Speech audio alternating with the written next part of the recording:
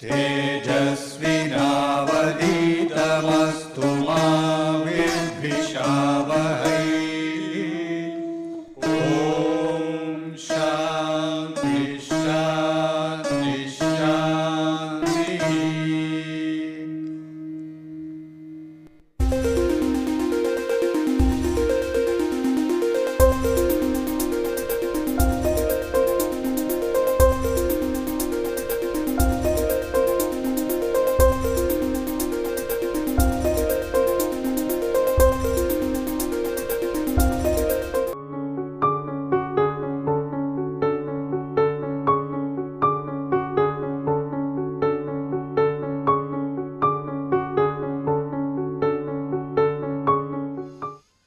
Yes, so let us continue with where we left off yesterday. We did a quick recap of thermodynamics and we will come back to thermodynamics and then try to derive equations of state such as the ideal gas equation of state from the laws of statistical physics. So let me go back a little bit to statistical physics and now try to understand what the distribution of the energy is in a system, in a large isolated system in thermal equilibrium. So if you recall, we had a large system, a total system in thermal equilibrium, isolated system with some total energy E total, volume V total and number of particles N total.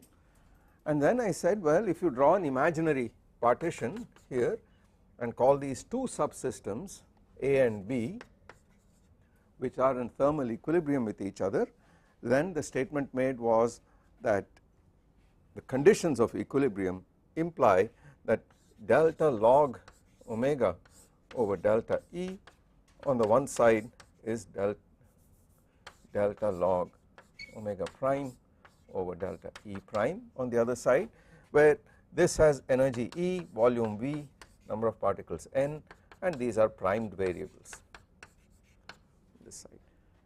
And we had two other conditions for the partial derivatives with respect to the volume and the number as well, and I pointed out that these are really the statements that the temperatures on the two sides are equal by definition, the pressures are equal and the chemical potentials are equal.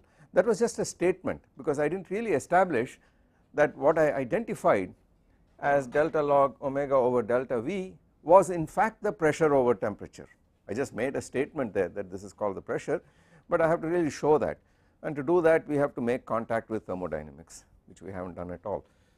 But before we do that, it is going to be a little bit of a climb before we do that, because this is not the best vehicle with which to do that. It turns out you need a slightly more a slightly better way of making contact with thermodynamics, although in principle it can be done from here, it is a little too elaborate, so we will choose the easier route. But before we do that, we should ask, after all we started by asking what is the probability P that the energy of the system A was equal to some number E between 0 and E total, and then of course I said this quantity was equal to the number of microstates of the system A corresponding to energy E and volume V and number N and so on, multiplied by the corresponding number of microstates for the system B divided by a normalization factor omega total of E total. With this statement, the idea of equal a priori probabilities of the full isolated system has been exhausted, the content of that is exhausted, and there is a further assumption that the interaction between these two subsystems is such that the number of degrees of freedom engaged in this interaction at any instant of time is negligible compared to n and n prime, and therefore the total number of microstates of the total system corresponding to energy E for the subset system A can be written in this product form of two independent systems altogether. So these were the two assumptions that went in. Okay. Now the question arises, what is P of E? What is the formula for P of E? And this we can derive in a rigorous way, but I am going to do this by a sort of a hand waving way just to show you what will happen. You see, I already pointed out that omega of E is going to go like E raised to the power n. It is really going to increase with the energy, it is a number of accessible microstates of the system at some energy E, and that is going to increase as the energy increases like a very large power of E, and this quantity here is omega prime of E total minus E, because the sum of the two is equal to E total, assuming that the interaction energy at any instant is negligible compared to the energies E prime, and therefore this quantity here is a rapidly decreasing function of E, because it starts at E equal to 0 at some number, and then as E increases towards 0 this function decreases. So on the one hand you have a function that is increasing very rapidly from 0, on the other hand you have another function that is decreasing rapidly. So as a function of E this guy is going up extremely fast, this is omega of E, and the other one is coming down extremely fast, and this is omega prime of E total minus E. We are looking at this as a function of E, that is the variable, it can run from 0 to E total, and you have a product of a rapidly increasing function and a rapidly decreasing function. This means that the product itself is essentially 0 here, because it goes to 0 very rapidly here, and it is essentially 0 out here on this side, and this function is going to start looking like this, the product is going to look like that in between, okay. And this is easy to verify, that the only place where it have any significant departure from 0 would be somewhere near the maximum of this function, and it start looking like a sort of very sharply peaked function here. And if that is the case, then what is this going to look like? Well, instead of looking at P of E, which involves very very large numbers, so e to the power 10 to the 23 is sort of not very manageable, let us look at log P of E, as we always do. Let us take the log here, then it is log of this plus the log of that, and we could ask what does this function look like. I have already sort of waved my hands and said this function goes up and comes down. So let us expand it about the mean value, about this peak value, and let us call this peak value some E bar, and my assumption is, which can be justified rigorously, that this function is essentially 0, but there is a huge peak at E bar and then it goes back to 0. So this thing here, if I expand about E bar, this is equal to log P of E bar plus E minus E bar delta log P of E over delta E at E bar plus E minus E bar the whole squared over 2 factorial, the second derivative.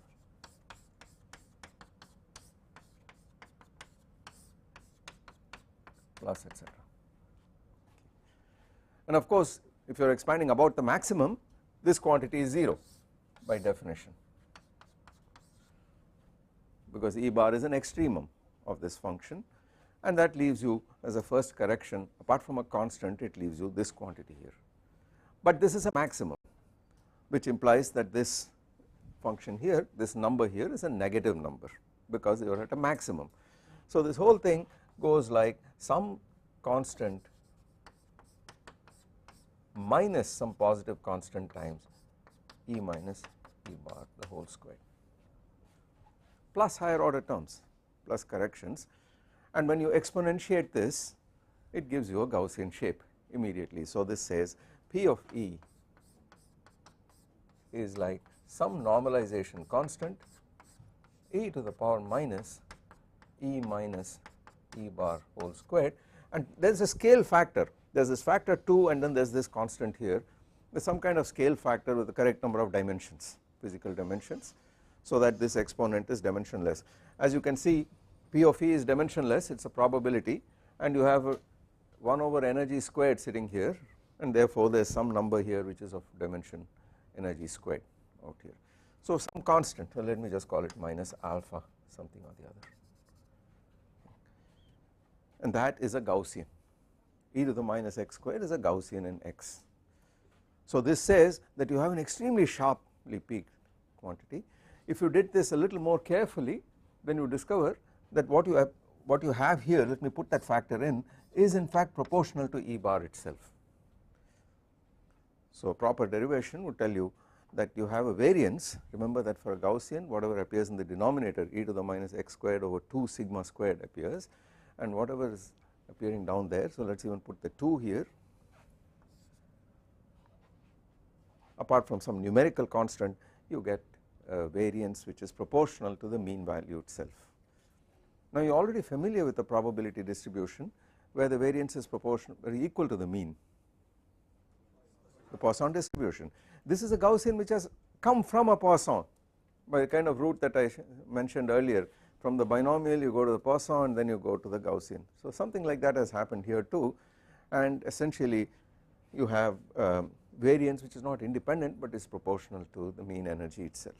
Okay. Our purpose here is not to worry about this too much because this is not the distribution we are going to use for practical calculations, but I want to show you that its form on simple physical grounds is of this kind. It is a Gaussian here, very very sharply peaked. It is so sharply peaked we can't draw this on this scale, that is the reason I use the log in order to be able to even represent this function here. Now this is at the root of thermodynamics, because if you know that you have a peak,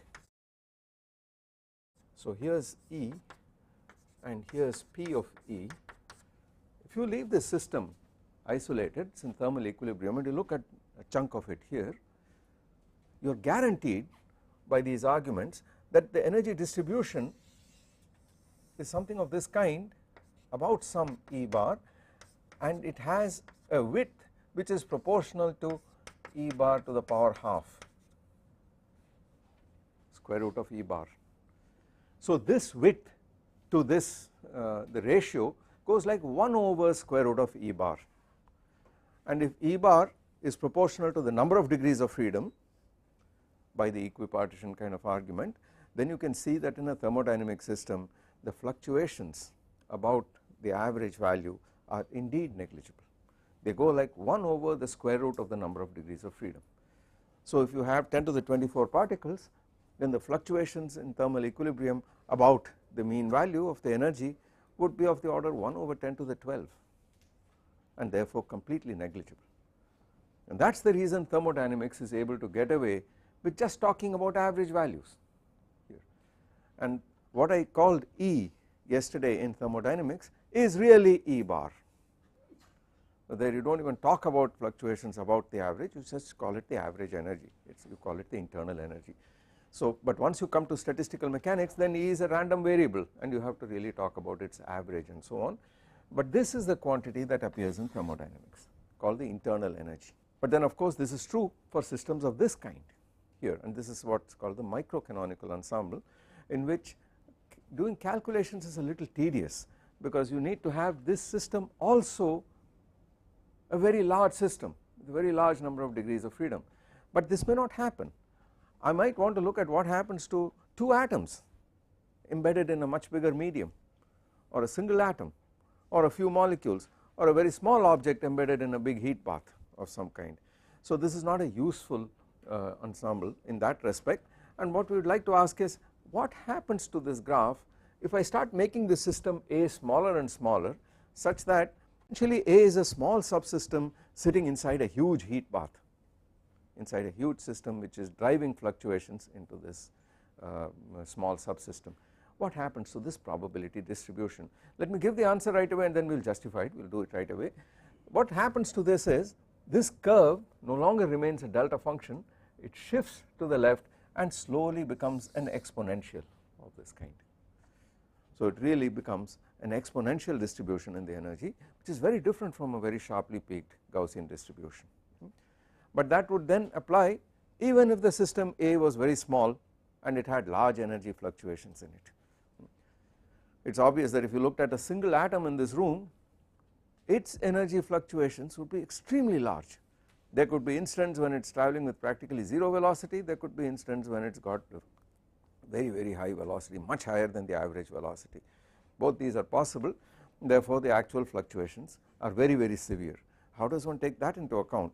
Well, by doing exactly what we are going to do now, which is to ask what happens if this thing here is no longer, again I envisage a total system of this kind, but I say this guy here A is out here and the rest is B. everything else is B. And just to keep track of the fact that A could be a very small subsystem immersed in a huge heat bath, this is called the heat bath now. Let us assume that this has an energy epsilon, we use the symbol epsilon here instead of E, could be a large number, but the assumption is that the subsystem A has a number of degrees of freedom much smaller than the number of degrees of freedom in the bath outside in B. So again the total energy is E total, this B has energy E prime, and E prime plus epsilon is equal to E total. So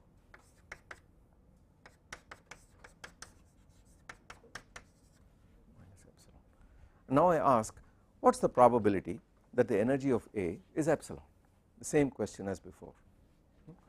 What is P of epsilon equal to? I can no longer assume that this and that are independent of each other. I certainly can't do that.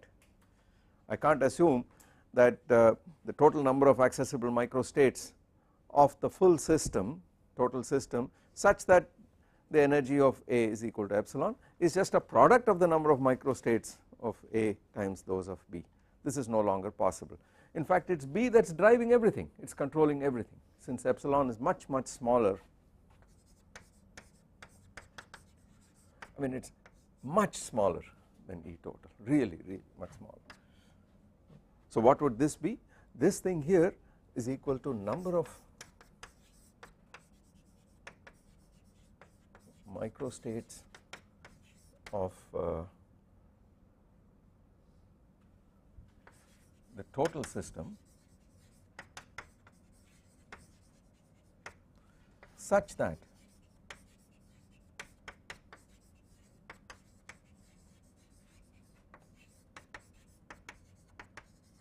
is epsilon divided by total number of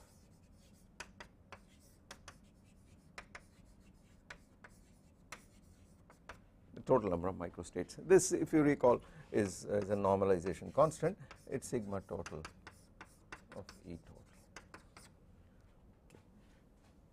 So this by definition is true once again, because the total number of microstates of the full system, they are all equally probable, because that system is isolated in thermal equilibrium. But what is this equal to up here? This is simply equal to omega prime, because now the fundamental physical assumption is that this system is strongly affected by B, but this system is not affected by A at all. If you look at this 10 molecules out of 10 to the 24 molecules, it is clear that whatever happens to these 10 molecules is not going to do anything to the 10 to the 24 molecules, it is not going to change its statistical properties. So because of that, this is equal to omega prime of E prime divided by a normalization factor divided by this constant, but then we will see how cleverly one can eliminate it, omega total of E total. That is your P of E. As before, we have a ratio of two very large numbers, so let us just take logs and see what happens. And therefore if we do that, you get log P of E log P of E equal to log omega prime of E total P of epsilon, P of epsilon log E total minus epsilon. This is E prime, and E prime has to be E total minus epsilon minus log a constant of E total.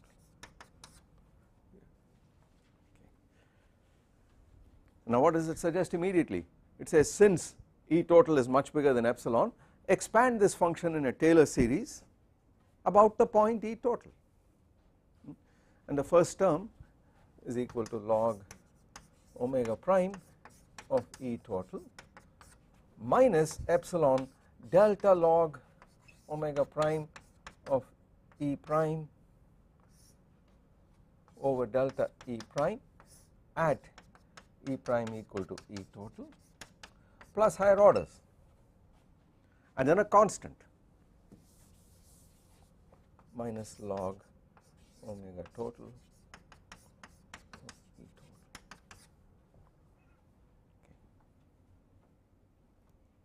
There is no question of a maximum or anything like that. You have a very large number and you are expanding and you want to find the value of this function at epsilon less than E total, and therefore the value is equal to the value at E total minus epsilon times the first derivative and second derivative and so on and so forth.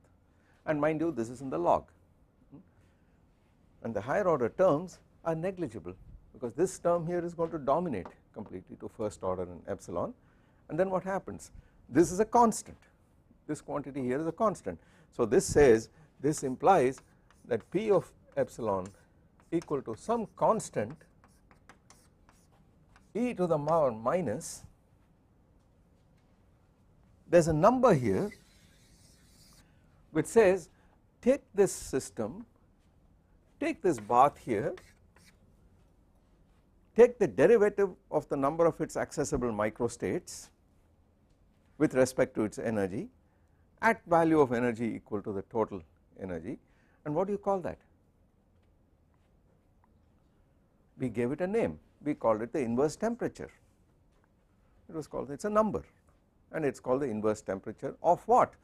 Of this system, of this system. So this system is governing the temperature of the full system. It is driving large fluctuations into the subsystem A. The energy of A is fluctuating rapidly. We have got a probability distribution, but the probability distribution is e to the minus energy epsilon multiplied by a number. That number comes from this the heat bath around. So let us call this minus beta epsilon, and this beta is in fact, beta is equal to delta log omega prime over delta E prime at E prime E total equal to the inverse temperature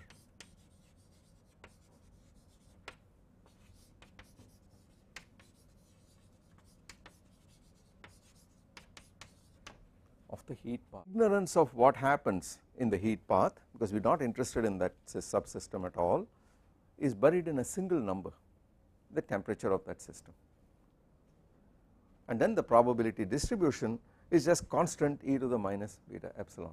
But the beauty of this is we do not know this constant. It involves the total system, which involves the knowing something about the system B and its degrees of freedom and so on, but the point is we do not need it, we do not need it, and this is the clever part of statistical physics, because this constant, which starts out by saying, well, you should know this, you should know this function, you should know that and so on, is not necessary, because after all this probability has to be normalized over all possible values of epsilon. So if you tell me what are all the possible values of epsilon, I am going to impose the condition that if you sum over all those values you have to get 1, and that is the clever part. So that normalization constant is fixed by the subsystem properties alone, and you have eliminated what happens outside. To make this clearer, let me write this in the following way. Let us suppose for a moment, let us suppose just for ease of illustration, that this subsystem A has discrete energy levels like a quantum system.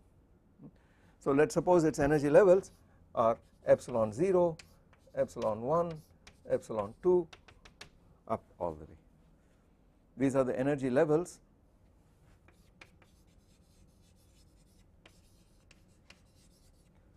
of this subsystem A. So here is the ground state, first excited state, second excited state and so on, and let us assume for the moment that these are discrete and are countable. We will relax this assumption in a minute. Then what is P of epsilon? It says P of epsilon equal to e to the minus beta epsilon, but now we have to talk about not the energy being epsilon, but energy being either this or this or this or that. So you have to talk about the particular value of the energy and ask what is the probability that the energy is that particular value. So P epsilon I, probability is epsilon I equal to this, but you must require that when you sum over this set of indices I, set of levels, you must get 1, and therefore this must be equal to summation over j equal to 1 up to whatever level e to the minus beta epsilon j. That is the normalized probability. And by doing this very clever trick, you have eliminated the need to know anything more about this bath. You do not need any information about it. There is only one piece of information you need from the bath, and that is what is its temperature. Now once you tell me that temperature, how that temperature is obtained, I do not care, okay. Whether it is an oil bath or a water bath or a fluid bath or whatever, we do not care. The fact is, if this is in thermal equilibrium with the rest of this heat bath, this reservoir drives strong fluctuations in energy into this subsystem here. It also will drive fluctuations in number and so on, which we will come to, but the probability that it attains any one of its energy levels is just an exponential function of this kind, with the ignorance factor being put in here. Yeah. It could be such a small subsystem. Yes. Fair to neglect all the interacting. We have not neglected anything. There are strong interactions. The question is a good deep one, because it says, have we neglected any interactions? Earlier what I said was, if you had a thing like this, then the number of degrees of freedom here participating in the interaction at any time was negligible, and I wrote the total system as a sum, the total energy I wrote as a sum of this quantity plus that. Now again the problem arises, if I look at this thing here, can I write E total equal to E prime plus epsilon? Can I do that or not? The point is, this epsilon is strongly fluctuating, okay, and now in this way of looking at it, these are the prescribed values for epsilon if this system A is in vacuum. These are the energy values, let us say these are given values which I find from the dynamics of the system. Then I take that and put it inside this heat bath. What happens next?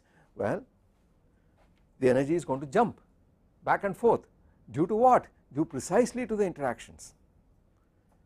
So the outside system is driving fluctuations in this system, and for a moment I have said, let us say that it has got these energy levels and it is fluctuating between these energy levels, and the question I ask is, what is the probability that it is at this point or this point at any instant of time? Now what you have to appreciate based on her question right away is that at any instant of time the system is not in a specific energy state. It would be if it were just left alone and it is a stationary state, but it is not so, it has got a probability distribution. So a thermal system in thermal equilibrium of this kind is not in a fixed energy state. If it were a quantum system, it is not in a pure state at all, not even in a usual superposition of pure states of energy eigenstates. It is in what is called a mixed state, and when we do quantum physics next semester I will explain this at greater detail, but for the moment this is the physical assumption that this system here has strong fluctuations being driven into it from the outside, and we are in fact finding a probability distribution. What is true is that this probability distribution does not change with time, and that is because I have assumed the system to be in thermal equilibrium. That is the only statement. If on the other hand I take a single atom in a particular quantum state, I prepare it and then insert it into this heat bath, the question is, how soon will it go into this distribution? It starts off at one level and then will it equilibrate? That is a separate question. That is answered by asking, what is the relaxation time, what is the equilibration time for this? That is a different question altogether, but now I am assuming that this is already in thermal equilibrium and you are in a steady state. Then yes, the interactions occur, they are very strong, they drive very strong fluctuations in my subsystem. The only assumption made is I have written down the energy levels of the subsystem based on its own dynamics without recourse to any heat bath or anything like that. Now the question asked is it discrete? And that need not be so. What happens if it is continuous? There is another question you have to ask, and that is, how do I know that these levels are not degenerate? How do I know that there aren't 2 states corresponding to this energy or 3 corresponding to this? If it is a hydrogen atom, certainly there is degeneracy, right. So I should be careful. I should write here very carefully states J, states J, not levels, because there could be 2 states, there could be this and could be this, this and this, and so on. So I should sum over all possible states of the system and not over the levels. What does it mean to be in 2 states at the same time?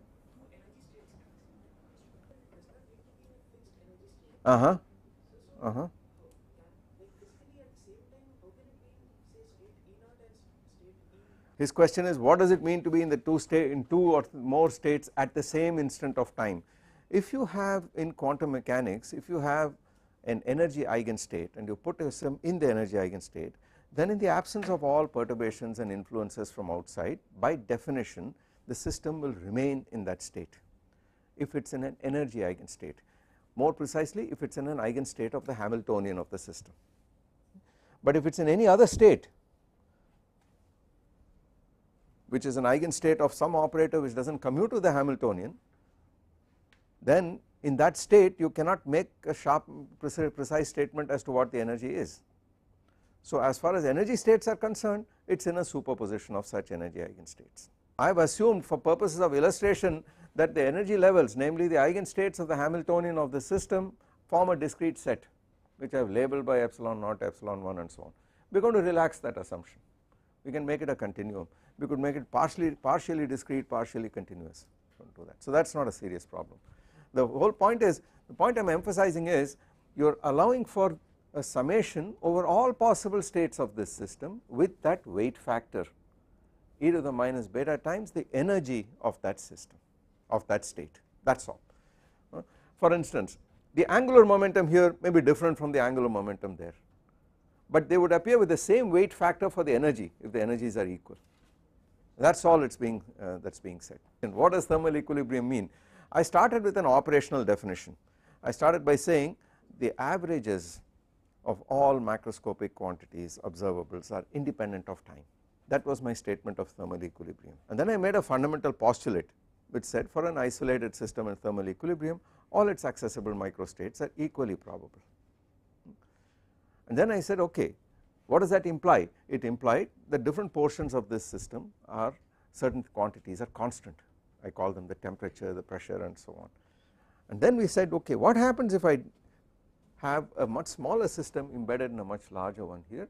Then the conclusion we have arrived at is that the temperature of this heat path plays a primary role, and the distribution of the energy in this subsystem is governed by its energy levels with a certain weight factor in which this constant beta appears. So the ignorance of the heat path is completely subsumed in the knowledge of one constant, namely the temperature, and it is this very specific exponential form that appears everywhere. Does this mean that the probability of being in any one of the degenerate states is the same? Does this mean that the probability of being here or here or here is exactly the same? This depends on a weight factor which I have to associate with these degenerate states. I have not done so yet. So these states themselves could form various subsets, and some of them could be weighted more, some could be weighted less. It depends on how many states there are. So let us write this down right away. Let us put that down right away. This is equal to, by the way, this quantity here has a name because it appears as a normalization factor everywhere, and we will see that that is all that matters and everything is derivable from it. Quantity is called Z, capital Z, the so called canonical partition function.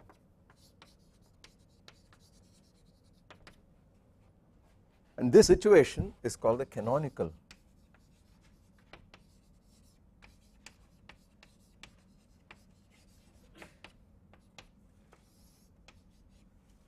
where you have a system inside a heat bath in thermal equilibrium. It is called the canonical ensemble. So what we have succeeded in doing is in obtaining a probability distribution function. So now when I want to find average values I am going to average over that distribution function appropriately, but the functional form of this distribution function is not a Gaussian but it is a damped exponential, decaying exponential. Now let us look at this canonical partition function a little more carefully. So what is this equal to? Z canonical, sometimes I will put a Z canonical here just to tell myself, remind myself it is canonical. This is equal to states, all the states, the set of states J, the full set of states J, e to the minus beta epsilon J. I emphasize once again, this is a system property.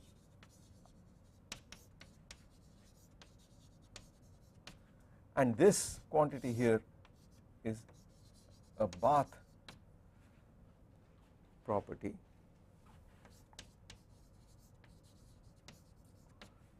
It comes from the heat path, from the external world that is surrounding this system. But if I would like to write this in terms of energy levels, then I should say levels, and just for ease of notation let me continue to call them J, let me use the symbol J for it once again, it is equal to e to the minus beta epsilon J, but I must count the level J as many times as it appears. I must multiply, therefore this level should be counted 3 times. So it is equal to G sub J times that, and this is called the degeneracy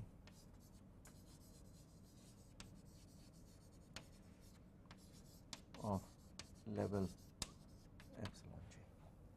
Now of course it could turn out that you have a continuous spectrum. So now imagine that these energy levels really start at 0 and go all the way up completely. Then what would you do? Well, it is clear, instead of a summation you would have an integration, and the integration would go like an integral from whatever level upwards, from 0 upwards say. So without loss of generality let us assume for the moment that our energy levels are all bounded from below, which is important, and then goes up all the way to infinity maybe. But as you can see, things are going to get more and more improbable as you go up, because if epsilon increases in its positive numbers, e to the minus beta epsilon becomes very, very small if epsilon is very large for any given beta. So it is already telling you that this distribution is an exponential distribution, or maybe a histogram following this pattern here, and there is some mean energy epsilon bar, but the most probable value is actually the lowest energy state. But because of the fluctuations you are not at the most probable value, but you really are distributed completely. And then what would this be? It would be 0 up to infinity in general, if I assume it goes all the way to infinity, and then e to the minus beta epsilon, that is a continuous variable. And now what should I do? Instead of Gj, instead of this, counting this, I should ask, in an energy interval d epsilon, how many energy levels are there? So I should replace the degeneracy factor by a rho of epsilon d epsilon, where rho of epsilon is the density of states. So this tells me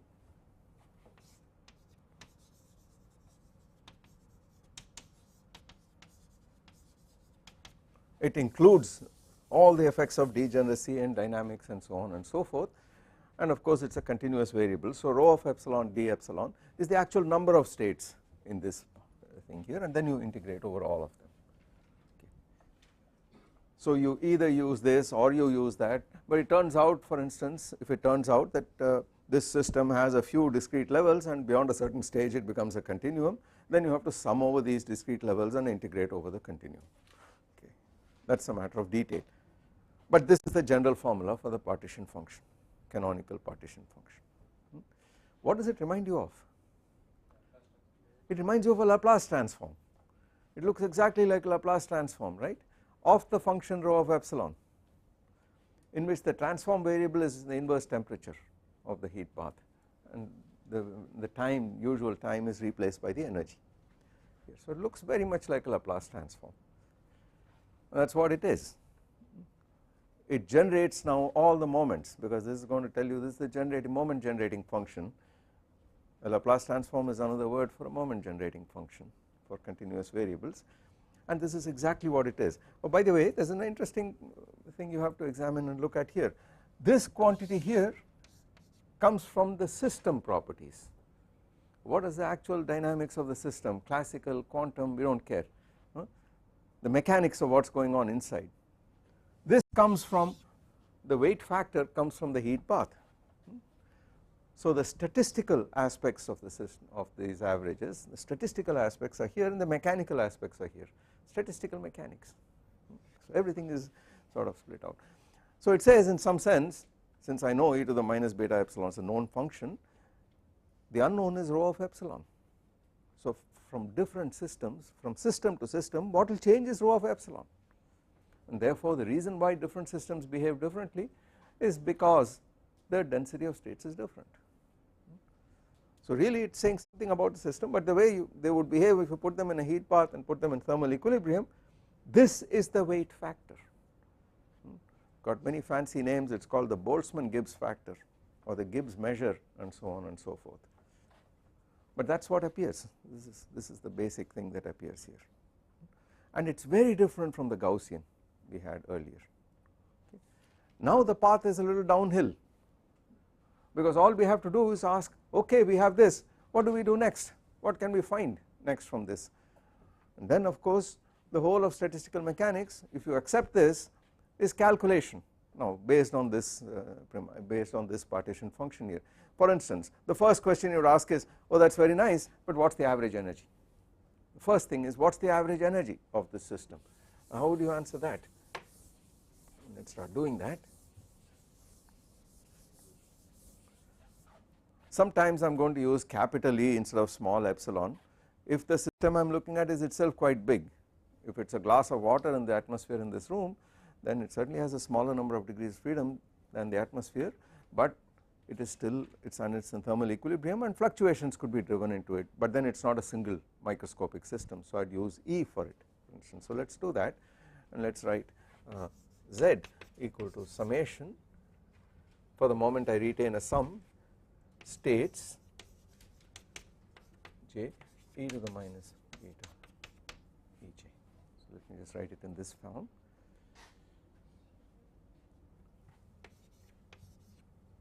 And I ask, what is the average value of E? I use this symbol for the average. What is this equal to? By definition, this is equal to summation over states j, the probability of the state Ej multiplied by Ej itself, by definition, and the probability is here. Probability of Ei is e to the minus beta Ei over this guy here. So let us write it in that form, probability of Ei multiplied by Ei, just to keep this index clear. This is equal to summation states I, a set of states I, e to the minus beta Ei times Ei divided by Z. This, by the way, has nothing to do with Ei, it is a number in which j has been summed over, so it is a constant, and what is it a function of? What is Z a function of? What can this possibly be a function of? Z of what? It is certainly a function of beta, which I will call T. So now let us leave all our hesitation out and simply write beta as 1 over kT, and I call T the temperature of the heat bath, and K Boltzmann is the Boltzmann constant which converts from energy to temperature. Okay. So it is a function of T. What else is it a function of? Is it a function of Ej? No, that is summed over, it is gone, all the system properties are gone, they are summed over completely. So what would it be a function of? The other thermodynamic variables. It would certainly be a function of this, of the volume of the system, of the number of particles. Those are the macroscopic variables which are given to you. So it will certainly be a function of those quantities. Okay. but it is not a function of the individual energy levels because that has been summed over completely. So that point you have to appreciate, it is only thermodynamic variables that appear here. And what is this equal to? This I could write as over Z, but then I could write this as summation states I EI e to the minus beta EI divided by summation states J e to the minus beta EJ. Pardon me? You see, I started by saying I am going to derive what the pressure is. So I started by saying that my system is specified by its energy, volume and number, and everything else is presumed to be given from that, which is what will happen for the kind of systems we look at.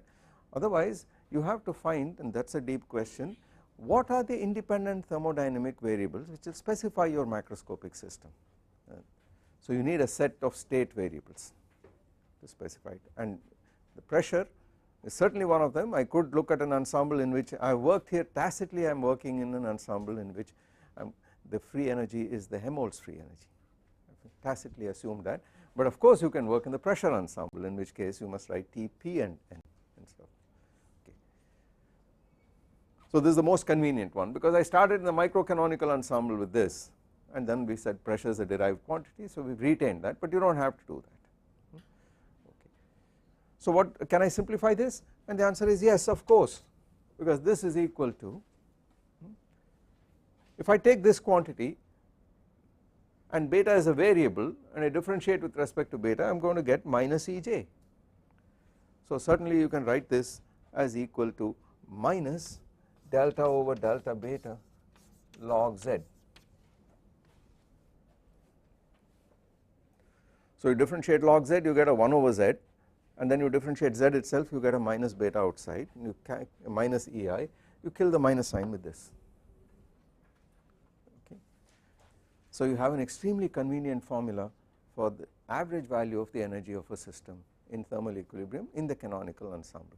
It is just the derivative of the partition function, the log of the partition function with respect to the inverse temperature with a minus sign.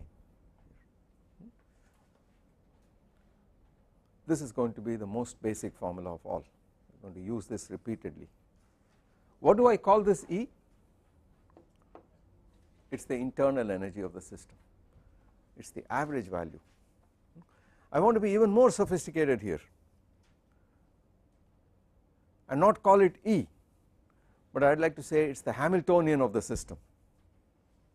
So I have a system with a Hamiltonian, then the way you say it is, you say that the density operator rho canonical is equal to e to the minus beta times the Hamiltonian of the system.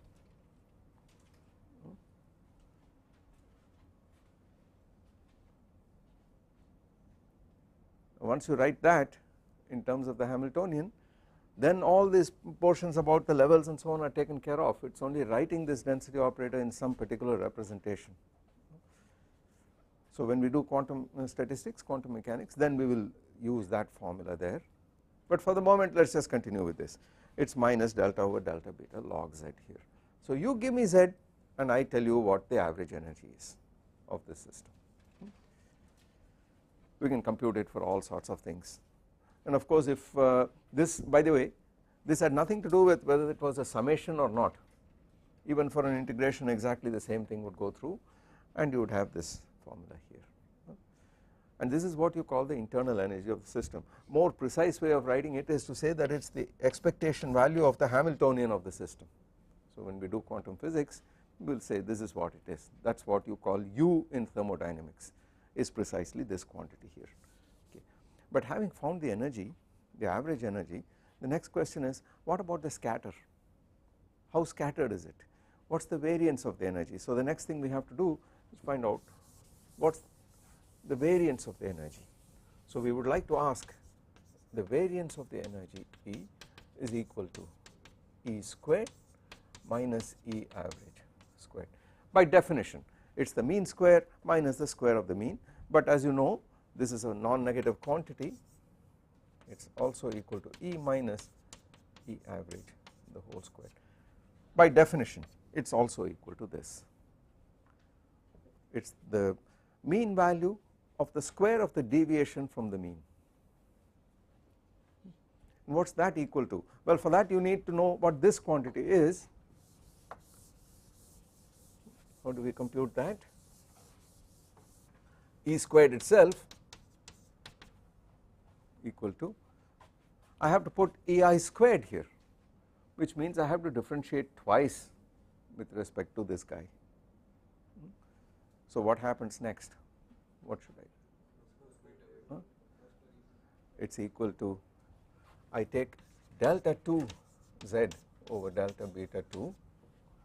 If I do this, then if I take z and differentiate it, I get an EI, I differentiate a second time, I get EI squared, and then I sum over this guy, but it must be normalized, therefore it is equal to 1 over z this.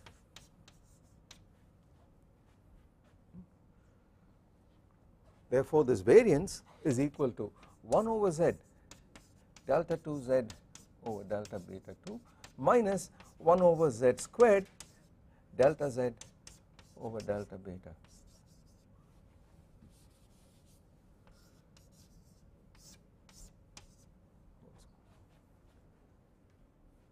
Because E average itself was equal to 1 over z delta z over delta beta.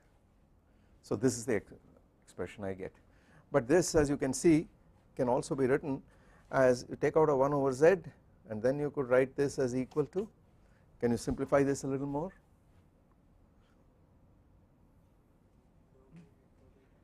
You can certainly write it as a second derivative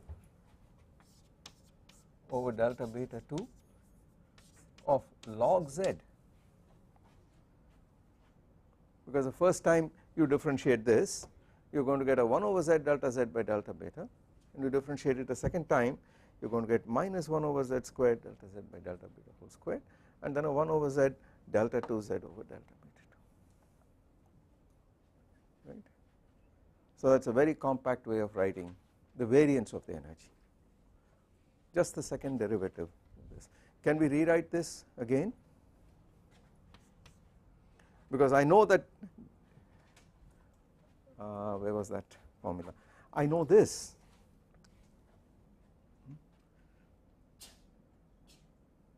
So you could write this as minus, check the minus signs please.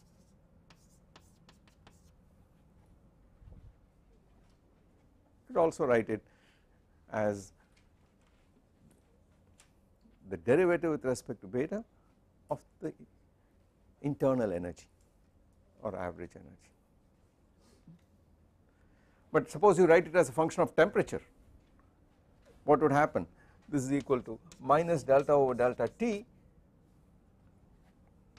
E delta T over delta beta. Now what is delta T over delta beta? T is equal to 1 over K Boltzmann beta. So let us write delta beta over delta T, dB, d beta over dt equal to minus 1 over Kt squared, Kbt squared. So we want the reciprocal of that, and therefore this quantity is equal to Kt squared, Kbt squared, and the minus sign goes away.